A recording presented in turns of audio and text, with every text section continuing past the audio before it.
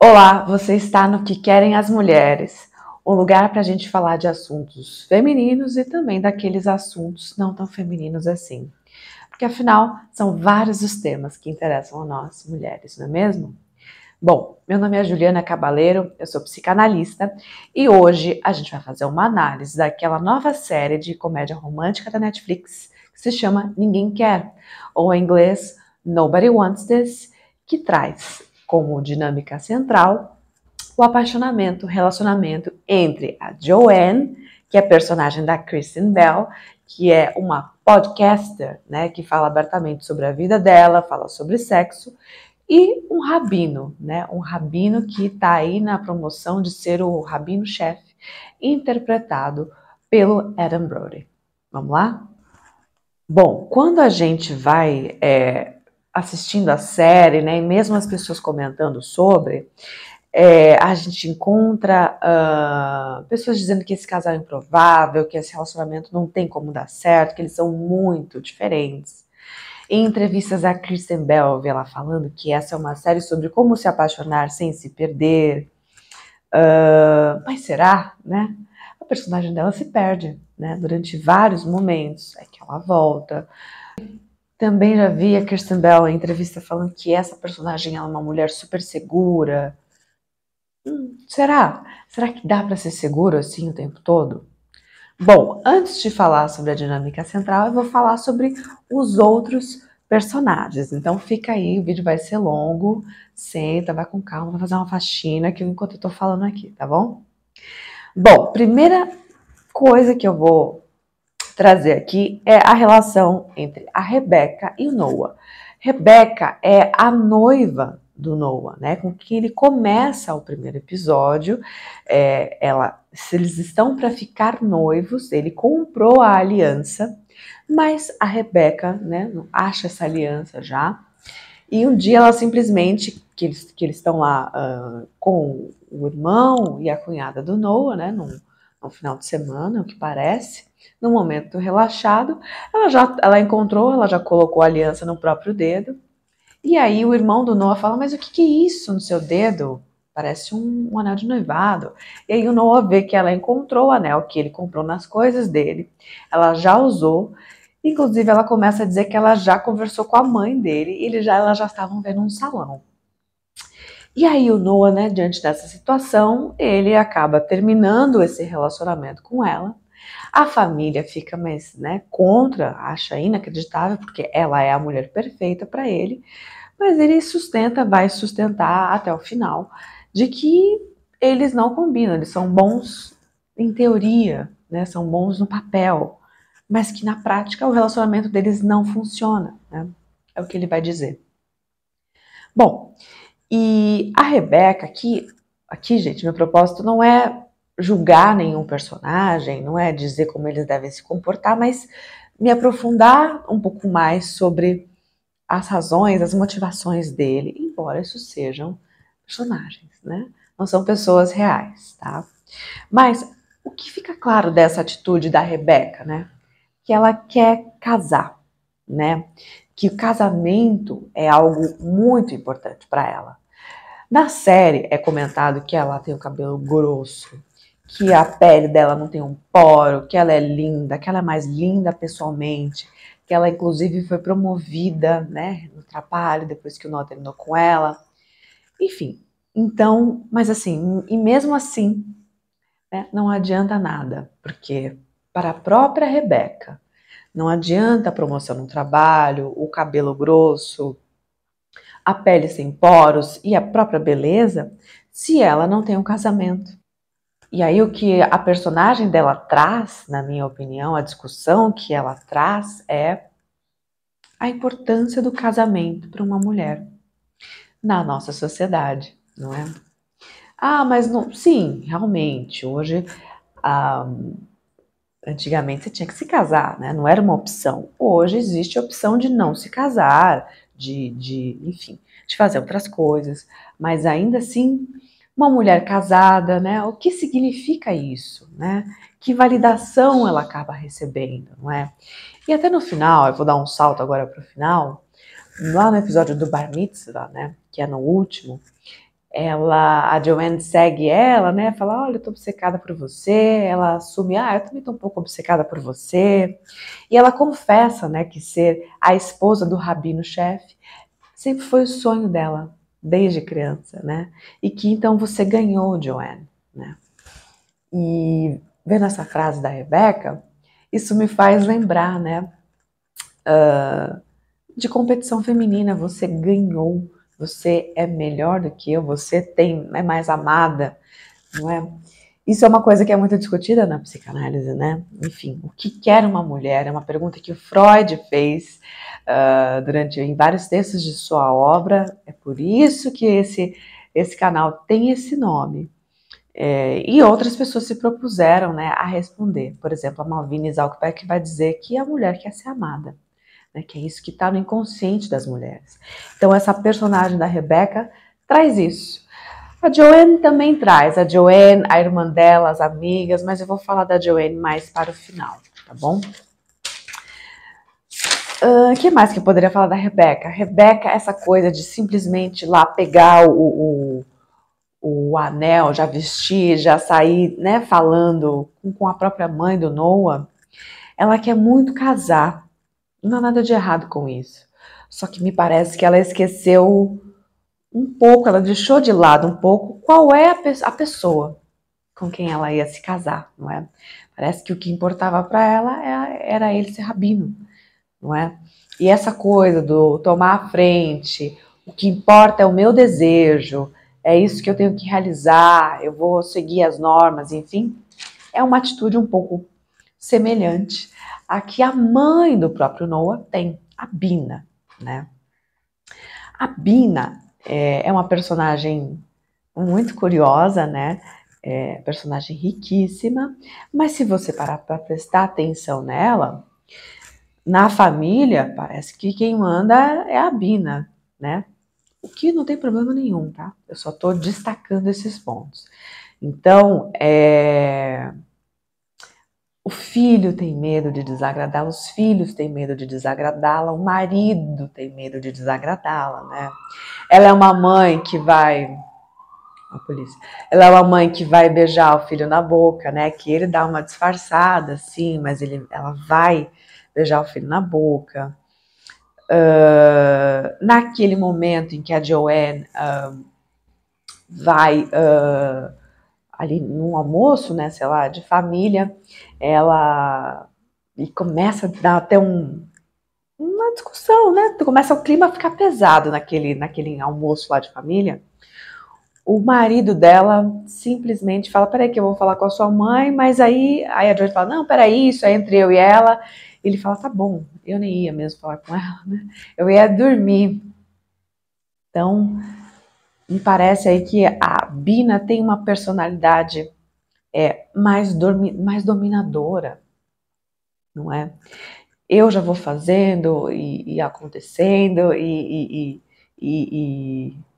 é o que a Rebeca faz um pouco, né? Enfim, tem muito pouco dela na série, né? Gostaria de ver mais para poder falar sobre o assunto, mas nessa coisa do noivado, do eu já uso aliança, eu já tô vendo, eu já tô resolvendo, parece um comportamento parecido com a própria mãe do Seth. Do Seth, não, olha, do Noah, não é? Com quem ele tem medo de desagradar. Quando, nesse episódio ainda, né, que a Joanne vai lá e ele dá um tour da casa, né? Ele mesmo deixa escapar que ele nunca questionou o quarto dele, nunca questionou o colchão, é tudo que a mãe quis, né? Bom, e a Bina, né? Ela se mete, né, no relacionamento do filho. Fala com a Rebeca, ele com certeza ele sente falta de você, isso é só uma enfim, como se ela soubesse, né, o que o filho sente, o que o filho quer. E fica claro que ela não sabe o que o filho quer, o que o filho sente. Ali é o desejo dela de que o filho se case com a judia perfeita, né? Com aquela garota, não é? Que talvez seja a representação dela, parecida com ela, né? Bom, outra coisa que é importante destacar sobre a Bina é a questão das regras, né? todo mundo tem que seguir as regras da religião, as regras da comunidade. E aí, alguém pode aqui escrever, né, nos comentários, caso eu esteja falando alguma bobagem, mas nem todo mundo vai seguir as regras tão a fio a fundo, né, tão a ferro e fogo. Fio a fundo é ótimo. Tão a ferro e fogo, né, assim, mas a Bina faz questão. E onde isso fica claro, né? Não só nos filhos, né, que nunca questionaram os quartos, o colchão, as cores, nada, todo mundo tem que obedecer ela, mas também no bar mitzvah da neta, da Miriam, né. O tema do bar mitzvah da Miriam, guarda essa informação, é Nova York, né, e ela entra com vestidão até o pé numa música do Frank Sinatra, né. E aí depois, né, tô fazendo as interligações. No episódio em que a Joanne tá lá no almoço de família, a Bina resolve contar uma história dela, né? Que não tem lição de moral nenhuma, ela só tá meio que contando a vida dela ali no momento que ela tá bem relaxada, inclusive, né? E ela começa a contar que quando ela... Agora eu não vou me lembrar a idade dela, mas ela conta um episódio sobre ela ter ido para Nova York e ter encontrado Frank Sinatra, né? E aí ele joga alguma coisa na boca dela, alguma coisa assim.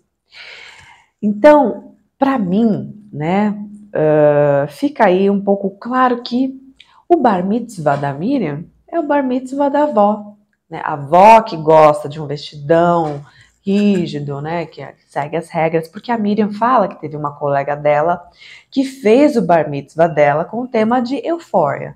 Euforia, enfim, é uma série da HBO que trata sobre adolescentes, drogas, né? Enfim, aquela coisa dos adolescentes que sem cabeça, que se jogam, né? Aí no mundo, estão descobrindo o mundo. Que é mas aí o paralelo é Euphoria os adolescentes que não estão obedecendo regra nenhuma, né? E ela, Miriam, tem que obedecer. Ela tem que botar um tema em Nova York, que ela não gosta desse tema, não é? Então, a mãe dela diz ali que ela tá tentando convencer a Miriam há 1 ano desse tema. E ela entra, além de um tema que ela não gosta, com vestido no pé, com o Frank Sinatra. Ela tem 13 anos. Né? Que adolescente de 13 anos vai entrar na festa dela com o Frank Sinatra? Acho difícil, né? Pode ser que ela goste por influência dos pais, mas ali a música do momento, das pessoas que convivem com ela, com certeza não é Frank Sinatra. Mas ela tende ali, atendendo a um desejo dos pais e principalmente da avó, né? Porque os pais não colocam limite no desejo da avó de que a neta siga as regras, não é? E aí, a Bina, né? Será que ela cumpre mesmo todas as regras, né? Porque, veja, no episódio ainda do almoço em família, ela manda, a Joanne traz lá uma caixa de frutas secas, muito linda, um arranjo lindo, e ali tem um presunto italiano, né? Que eles falam que é porco, que não dá para comer e tal. E o que acontece alguns momentos depois? A Bina vai lá e come o presunto italiano, né?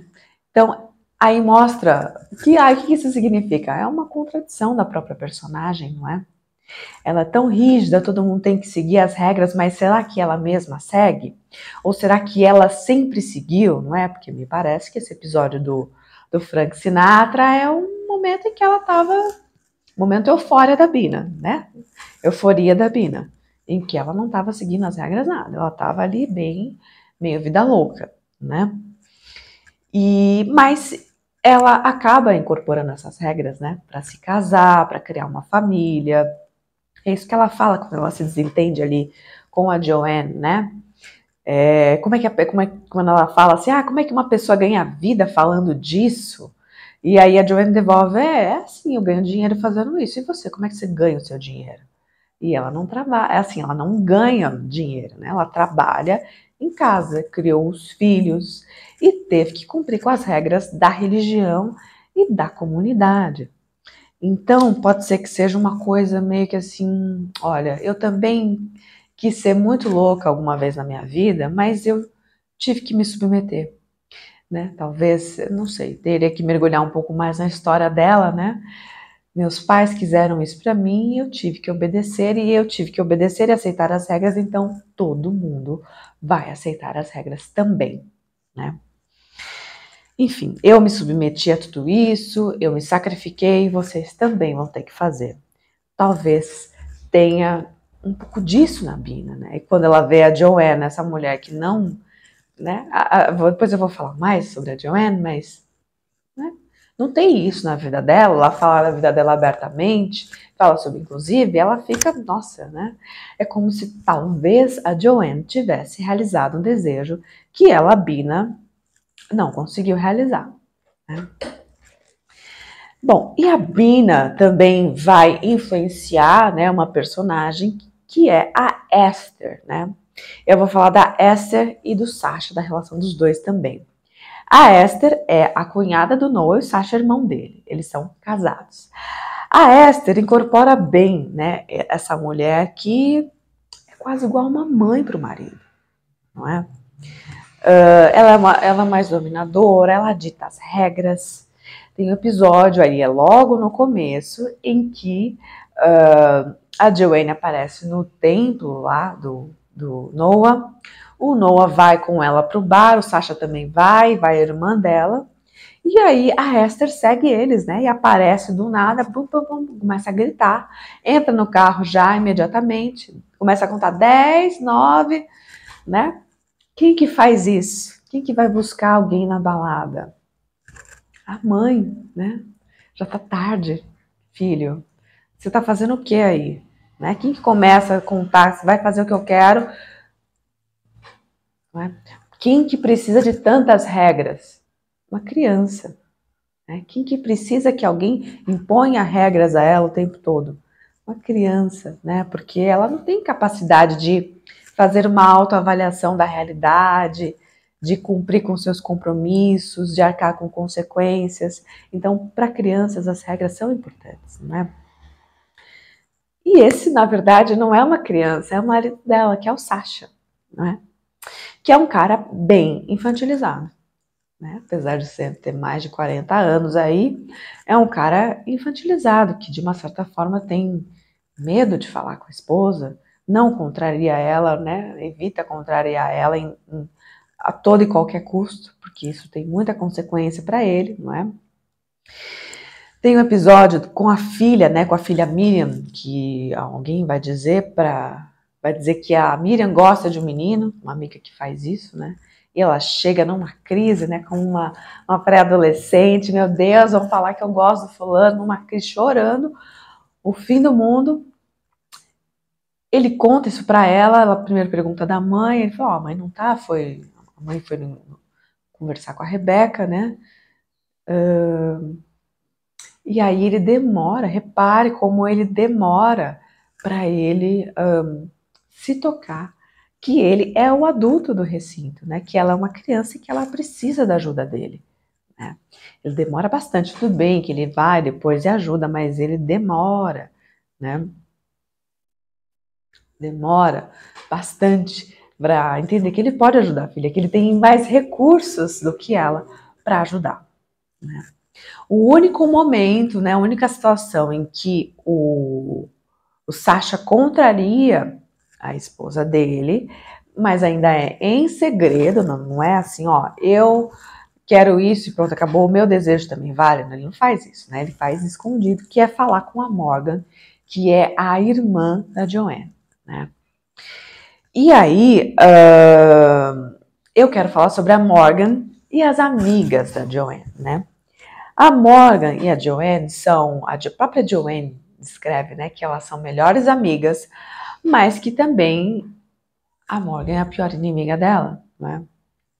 E a Morgan, apesar deles não serem de uma família tradicional, etc., repare que a Morgan também se mete no relacionamento da irmã, né? E talvez a Joanne também se meta nos relacionamentos, talvez não, com certeza, né? Porque quando o Seth liga, o Seth, olha, tô com o Seth Cohen na cabeça.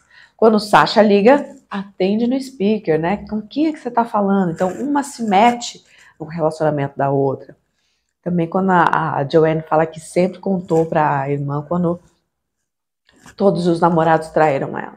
A Joanne conta pra irmã, né? Então, uma se mete no relacionamento da outra.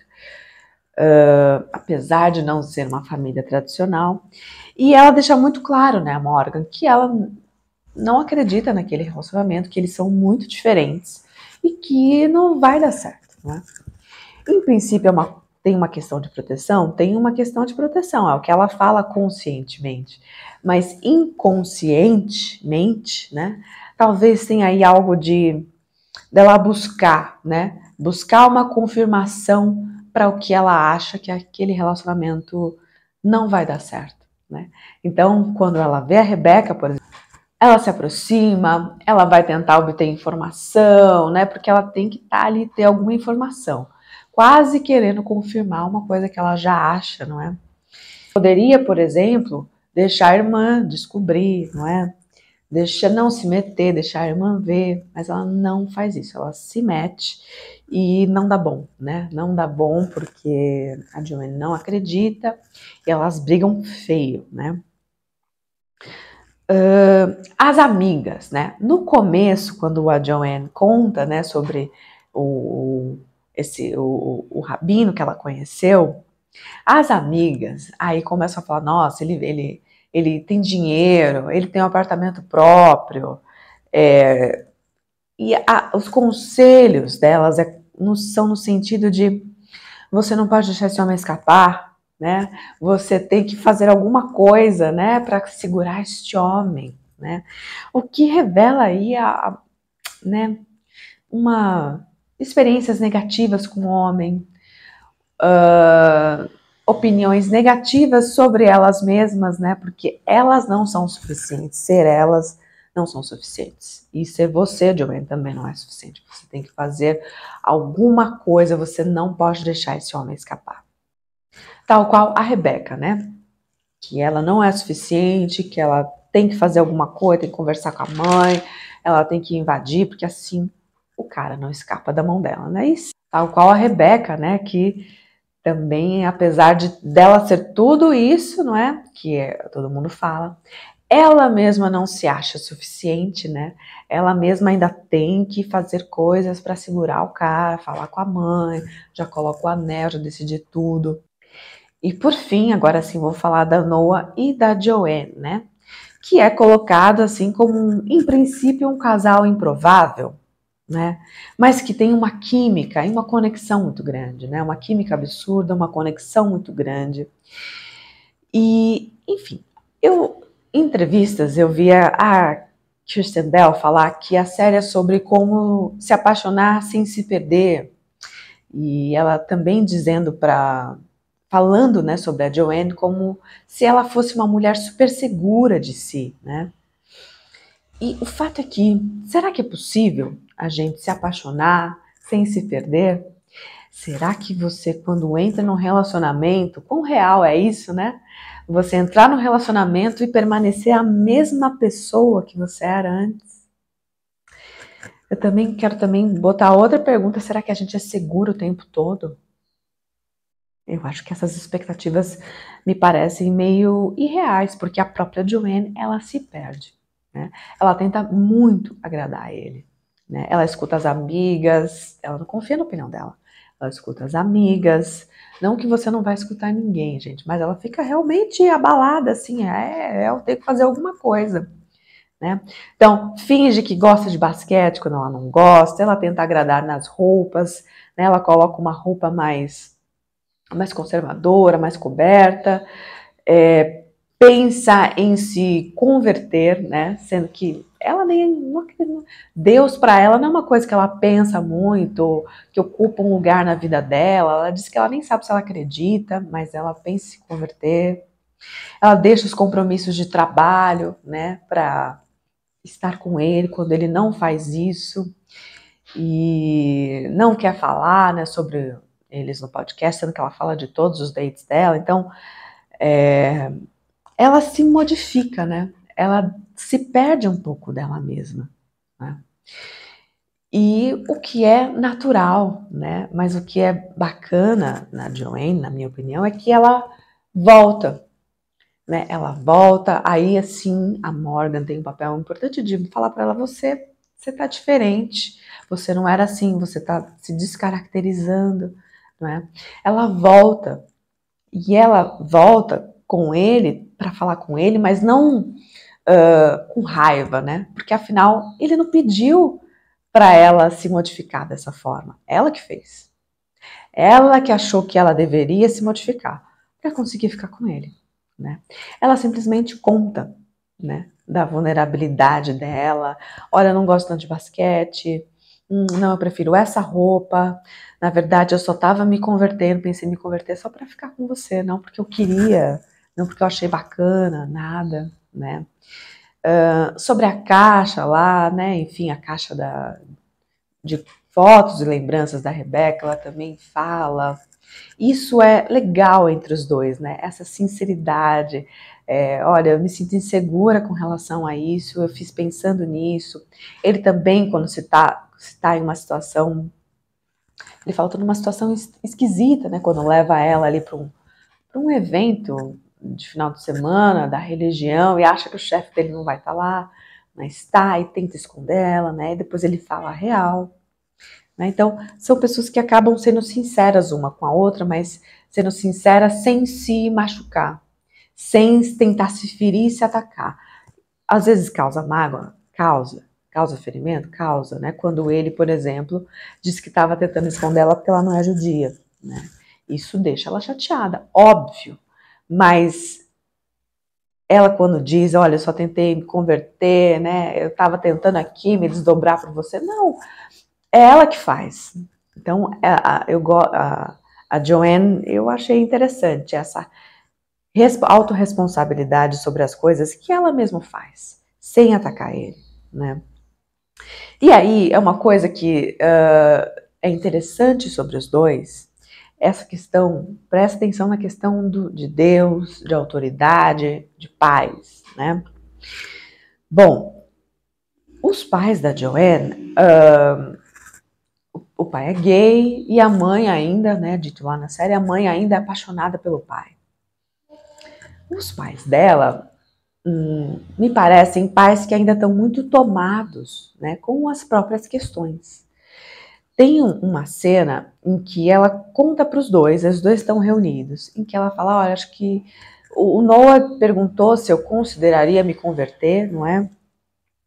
Para a religião dele e tal, para que a gente possa ter um compromisso mais sério, um futuro. E os dois ficam assim,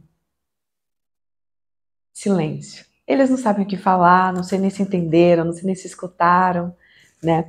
Então tem uma expectativa dela, né, de que os pais atendam a demanda dela, né, de acolhimento, de orientação, de ter uma palavra, de um carinho, né, de se importarem, mas isso não vem, né? Não que os pais não se importem, eles se importam, mas não da forma como ela espera, que é totalmente diferente do Noah, em que os pais, pelo menos, né, enfim, eles sim estão ali, né, para ele. Uma hora para dar muitas regras, muitas ordens, etc. Mas, por exemplo, o pai do Noah, quando a Rebeca está no hospital lá e ele chega lá, e todo mundo começa a falar que ele é um babaca, né, um monstro, porque a mulher está no hospital e ele não quer nada com ela, o pai apoia ele, né? Só que o pai diz, ó, na frente da sua mãe eu jamais diria isso, mas como é que você se sente com relação a Joanna, a Shixa, né, essa garota nova, e a Rebeca, e então é isso que importa, meu filho. Aí ele fala lá, então é isso que importa, meu filho. Então tem uma diferença entre a Joanne e o Noah, né? Em que o Noah tem, pelo menos, mostra, né, esse pai que vai atender, né, uma demanda dele. Ou mesmo a mãe, né? Mesmo a mãe ainda vindo com várias regras, a mãe ainda assim topa fazer um jantar de família, receber. Tudo bem que tem mas ela tá ali para escutando o desejo do filho, ainda que ela finja, né, tá, ele vai voltar com a outra, mas tá, eu vou atender ele aqui, né, vou fazer o que ele quer. Quando os pais da Joanne, eles ainda estão muito tomados pelas próprias questões, estão ainda muito infantilizados, né? E a Joanne sabe, não é? Sabe disso. Ela tem uma visão dos pais como se os pais fossem, né, mais humanos, normais, não são deuses, são pais que talvez nunca tenham cumprido essa função, não é? Porque a mãe dela tá sempre ali falando dela, vai com o Uber tomar o Uber dela tomar ayahuasca, ela tá sempre falando das coisas dela, né? A ponto delas comentarem as duas, né? Que a gente ignora tal. Então, é diferente a perspectiva dos pais. Tá? Os pais não são sagrados para Joanne. E para o Noah, os pais são sagrados. Né? Tanto é que ele chega quando vê que vai conhecer a mãe dela, os dois saem, vai comprar um monte de coisa, vai comprar um presente para a mãe, né? E ela fica assim, crédula, né? Não. Até na própria roupa, né?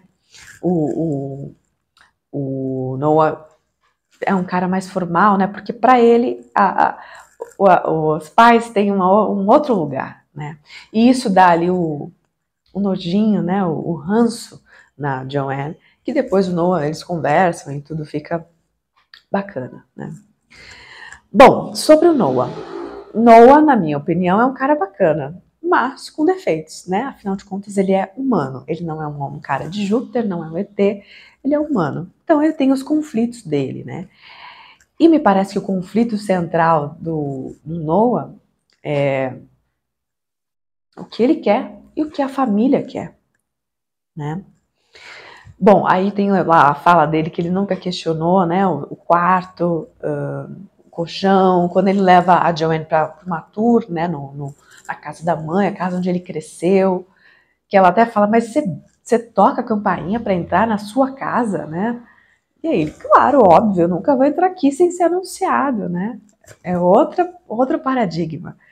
Então, é mais formal. Ele nunca questionou se ele gostava daquele colchão, se ele gostava daquele quarto, né? Ele sempre seguiu as regras que foram impostas a ele. E até na questão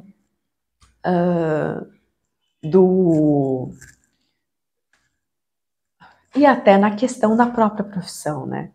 Que ele até fala coisas bonitas, né? Acho que ela pergunta como que ele virou rabino, enfim, ela faz uma pergunta nesse sentido, não vou me lembrar em qual episódio, e ele fala uma coisa maravilhosa, isso me tocou, cita uma passagem da Torá, mas aí no final é isso, ou também a existência da minha mãe, né? Então tem aí um grande conflito entre ele gostar, né, da religião, da comunidade, gostar da Torá, e se tornar o rabino-chefe. E ser este exemplo, né, de que segue as regras da forma mais perfeita possível, porque é isso que é o rabino-chefe, né? Segundo a descrição ali da Rebeca, né, quando ela vai dizer para Joanne o que é ser esposa do rabino, né? Então, aquela pessoa que segue as regras da forma mais perfeita possível, é esse superego, né? Então, assim, ele arrasa, ele é o exemplo, todo mundo olha para ele, né? Então, essa exigência, ela é viável? Ela é factível no mundo real, sabe? Essa exigência da mãe e a própria exigência para com ele, né? Será que é realmente possível a gente agradar alguém 100%? Ou construir uma vida tentando agradar uma pessoa? Isso é muito comum, tá? Bom, e o Noah, tanto é assim, ele não é igual ao Sasha, mas ele tem essa questão, né, da infantilização, sim, tá?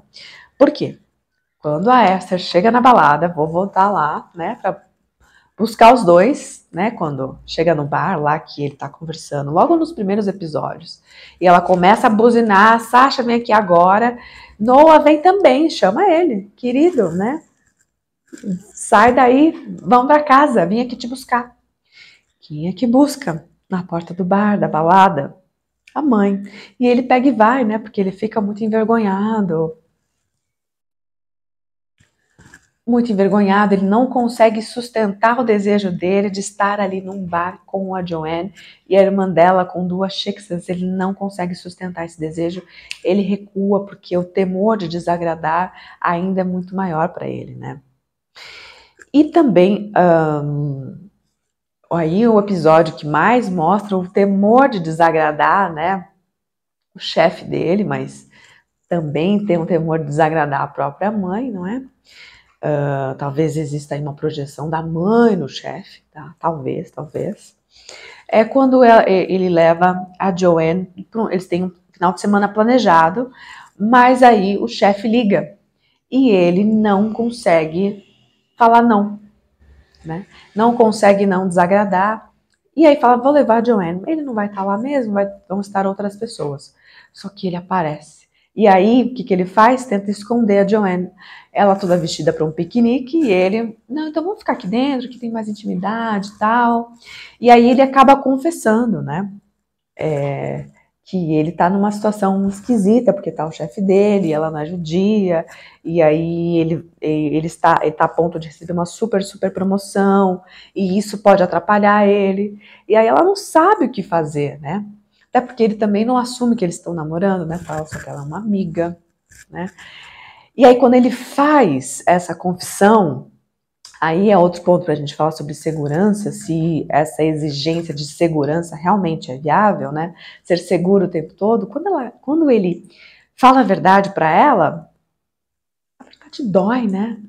Ela dói e ela não sabe o que fazer, em princípio, né, gente? Não dá pra gente ser seguro o tempo todo, falar, você vai, né, falar um palavrão, bater o cabelo e sair batendo o pé. Não é assim que funciona na vida real. A vida real é feita de vários momentos em que você não sabe nem o que você está sentindo, que você vai ficar em dúvida em como agir, né?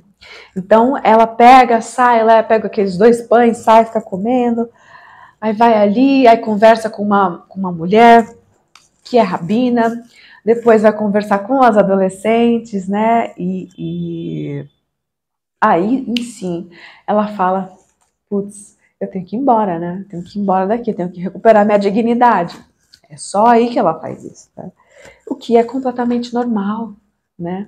Não tem como eu sempre saber o que fazer, as pessoas sempre saberem como agir. Não existe isso, gente, sabe? Bom, e aí ela realmente sai e aí depois ele vai atrás dela, não é? Bom, e aí com relação a Joanne, esse episódio, não é porque ela não soube o que fazer nesse momento, que ela não é uma pessoa que não tem segurança nela, que não gosta dela mesma, né? É que essa segurança que a gente fala, ela não é o tempo todo, né? Ela varia. E é normal sua segurança variar. Só você voltar, né?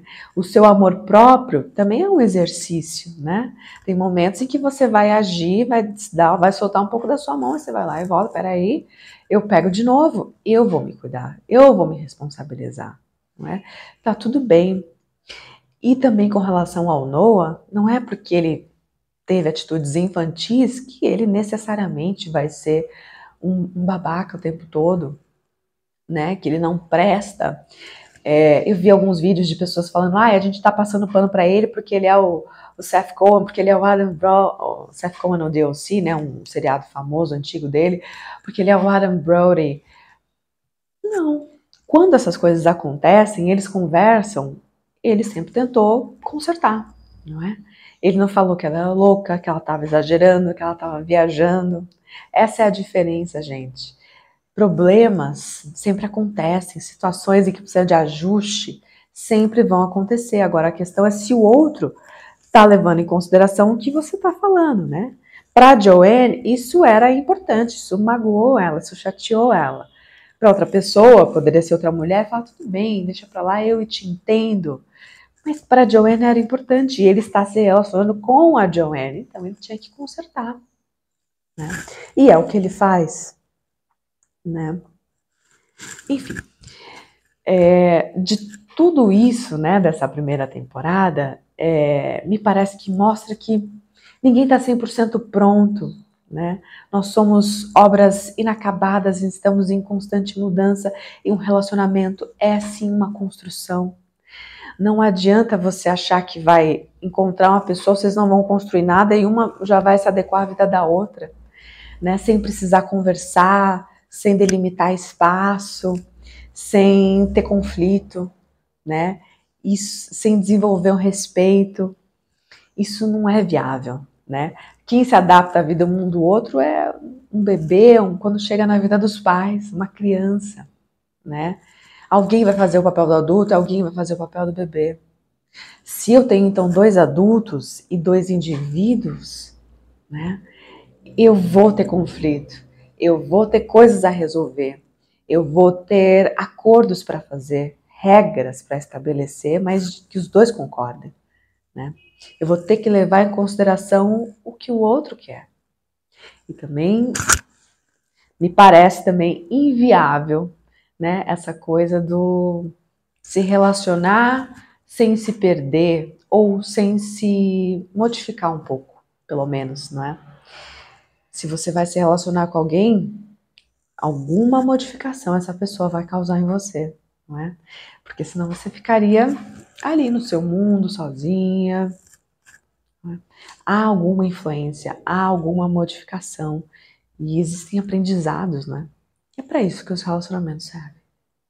Tá bom? Eu espero que você tenha gostado. Se inscreva no canal, dê like nesse vídeo, me siga no Instagram, @JulianaCabaleiro, e a gente volta, eu volto aqui em breve para mais um episódio, tá bom? Um beijo, até a próxima. Tchau, tchau.